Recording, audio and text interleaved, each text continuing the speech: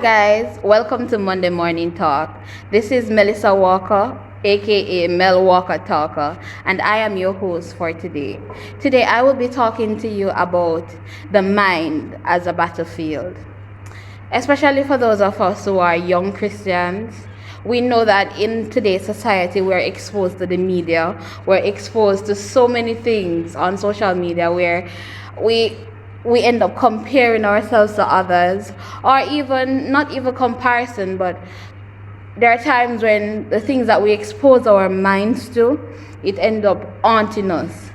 For example, when I was at high school, I was in a space where reading romance novels and I didn't really understand the implications of it.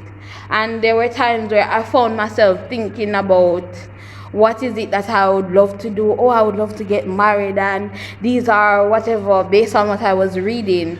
And that formulated loss and things in my mind that as a young girl I did not know how to handle. So today I want to talk to you about these things that we expose our minds to that cause raging war. And Paul charged us as young Christians to all these thoughts that we have in our minds, we need to make them subject to Christ.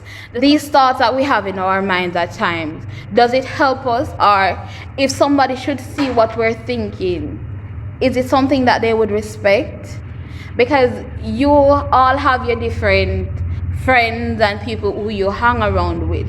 But if they should know what your mind contains, is it something that elevates Christ?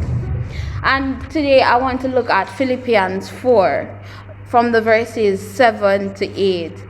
And the peace of God which passeth all understanding shall keep your hearts and minds through Jesus Christ.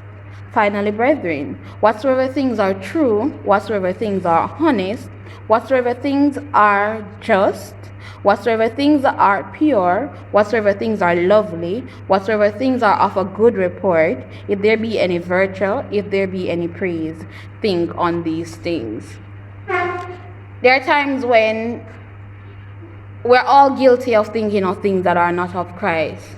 But because we are trying to keep these thoughts at bay, there are times when it comes up without even us realizing, because we cannot control exactly what we think, but we can control the things that we harbor. So I want you to know, very important here, that the things that we harbor are things that we consistently not only think about, but allow to have a bed in our lives. Necessarily, because when you think about it, a bird may land on a tree, but the tree provides, you call it, the comfort or a strong sturdy branch for it to build its nest. But if it landed on a particular tree and the branch wasn't worthy of building a nest, then they wouldn't stay there. But this is the same with our minds. The nest does not have to be constructed. We have to know that, guess what? These thoughts are not godly. These thoughts are not something that is Christ-like. So we can say to this bird, you cannot abide here. You fly and you come, but when you come see, you can't stay. So I want to encourage you. Whatever things that we are thinking about, stresses are things that we allow to obsessively think about, and that causes war to be raging in our mind, whether we're comparing ourselves to others or the things that we deliberately expose ourselves to via social media and other platforms. So I want to encourage you.